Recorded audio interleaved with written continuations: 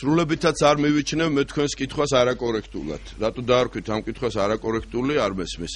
ეს კითხვა უფრო არის საპირველ აპრილო, სახუმარო, კარგ ხასიათზე დასაყენებელი და ასე შემდეგ. იცით რა არის ახალ მემარჯვენეებს და მე პირადად მანამდე სანამ ფულის წვიმა წამოვიდოდა ქართულ პოლიტიკაში, მანამდე გვაქვს ჩვენი პოზიცია ნათქვამი, რომ მომავალი არჩევნებისთვის ვემზადებით დამოუკიდებლად, რომ ქართული პოლიტიკა უნდა იყოს მრავალპარტიული, მრავალფეროვანი, ის არ უნდა იყოს შავთეთრი და არ უნდა გავდეს მონეტის ჰაერში აგდებას, რომ ან ერთ მხარეს დაждდება, ან მეორე მხარეს დაждდება. აქედან გამომდინარე, ეგ თქვენი სახუმარო კითხვა და არაკორექტული უფრო ეხება იმას, რომ რამდენად შეიძლება მე პირადად და ახალი მემარჯვენეები გადავიხაროთ ორფეროვანი პოლიტიკისკენ, შავთეთრი პოლიტიკისკენ, ორიპოლუსიანი პოლიტიკის განვითარებისკენ, ანუ ის რაც უნახავს საქართველოს ბოლო 22 წლის განმავლობაში. მე მინდა გითხრათ, ქეთი და ყველა ჟურნალისტს მინდა და თქვენი მეშვეობით ყველას მინდა მივმართო. რა ვქნათ, ეს კარგია თუ ცუდი არ ვიცი, მაგრამ ახალ მემარჯვენეებს არ გვჩვევია და ვერ მივეჩვიეთ და კარგია რომ ვერ მივერჩვიეთ, ასე ვთქვათ, პოპულისტურ პოლიტიკას და კონიუნქტურაზე აწყობილი პოლიტიკის წარმოებას. 2003 წელს, როცა წალენჯიხიდან ლაგოდეხამდე გრგვინავდა საქართველო მიშას ზახილით, ჩვენი გზა გვქონდა ელემენტარულად, ვთქვით ჩვენი სათქმელი და მე დამტკიცდა, რომ თუმცა ეს სათქმელი არ ყოფილა არასწორი. 2007 წელს, როდესაც ქართულ პოლიტიკას ევლინებოდა მოგვიანებით უკვე მრისხანების დღის ავტორი და მაშინ ახალი ბელადი თუ ლიდერი ბატონი ოქრუაშვილის მხრივ, მაშინაც ვთქვით, რომ ჩვენ არ მიგვაჩნია ერთი ლიდერის მეორეთი ჩანაცვლება მიზანშეწონილად და მაშინაც ვიყავით იშვიათი გამონაკლისი ქართულ პოლიტიკურ სპექტრში და მალე დარწმუნდა ქართული საზოგადოება, რომ მაშინაც ახალი მემარჯვენეები ვიყავით მართლები.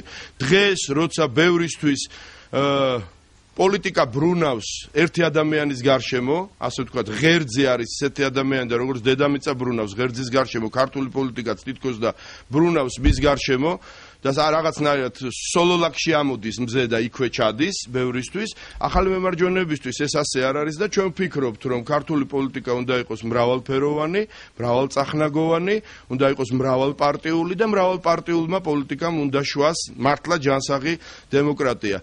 ამიტომ ეს არსებობს პრინციპი, როგორც ასეთი, ეს არის მსოფლმხედველობა, ეს არის ღირებულება და ფასეულობა და ჩვენ ამ ღირებულებისა და ფასეულობის ერთგული ვიყავით, ვართ და დავრჩებით.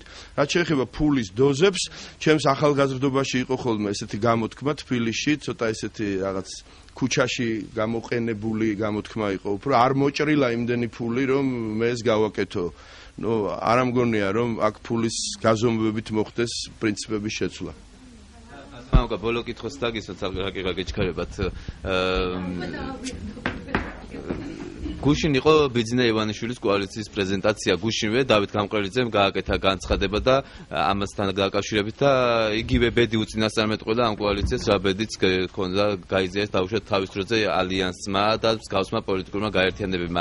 რა გაძლევთ იმის საფუძველს, რომ ეს კოალიციაც ისევე დაიშლება, როგორც დაიშალა სხვა მსგავსი გაერთიანებები? იცით რა არის, მე მიკვირს ძალიან, რომ არავინ არ შენიშნა და თუ შენიშნა არ აღნიშნა ხმამაღლა ერთი თავისებურება.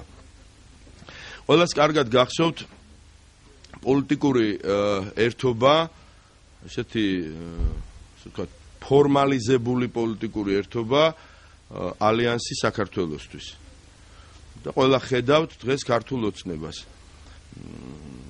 შემადგენლობას თუ გადახედავთ, რეალურად არის ესე, რომ ახალი მემარჯვენეები ჩაანაცვლა ბიძინა ივანიშვილმა. ხო?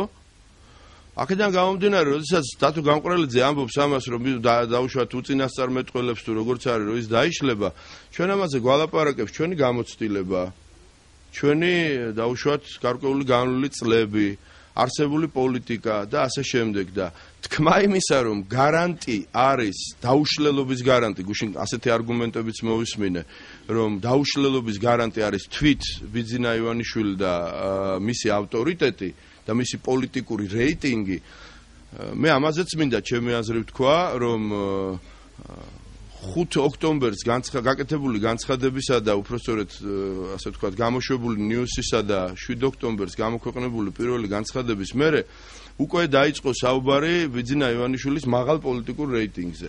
ადამიანი პოლიტიკურად ელემენტარულად არაფერს არ ამბობდა და მის პოლიტიკური რეიტინგი იყო და მე ვთქვი რომ ეს არ არის პოლიტიკური რეიტინგი. ეს არის ფულის რეიტინგი, ეს არის ხელმოქმედების რეიტინგი. დღესაც, როდესაც საუბარია დაუშლელობის გარანტიაზე, რომ არ დაიშლება, იმიტომ რომ აქ არის ბიძინა ივანიშვილის ფაქტორი, ბიძინა ივანიშვილის ფაქტორი კი არ არის, აქ არის ფულის ფაქტორი, როგორც ასეთი. არ ვიცი ახლა, არ ამგონია რომ ფული იყოს, ასე ვთქვათ, საუკუნოდ შემდუღაბებელი ამა თუ იმ კოალიციისა.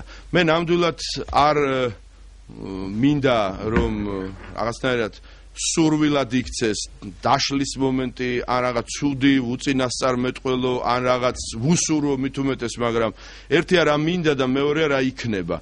როგორც ასეთი.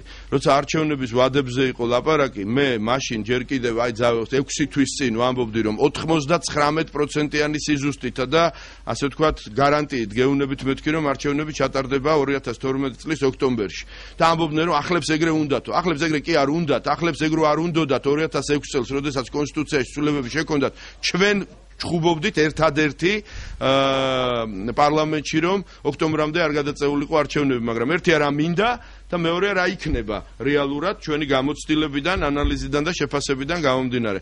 ამიტომ არანაირად ეს არ არის რაღაც ავისურვილი გუშინ შექმნილი კოალიციის მიმართ, ეს არის პრაგმატული შეფასება პოლიტიკური პროცესისადმი, გამომდინარე იქიდან, რომ ჩვენ გვაქვს საკმაოდ დაგროვილი გამოცდილება კოალიციებისა, ალიანსებისა და ურთიერთთანამშრომლობის ხარისხისა, მათ შორის კონკრეტულ პოლიტიკოსებთან თუ პოლიტიკურ ჯგუფებთან ურთიერთობის თვალსაზრისით. ამიტომ ვთქვით ის, რაც ამ გამოცდილებამ გვათქმევინა.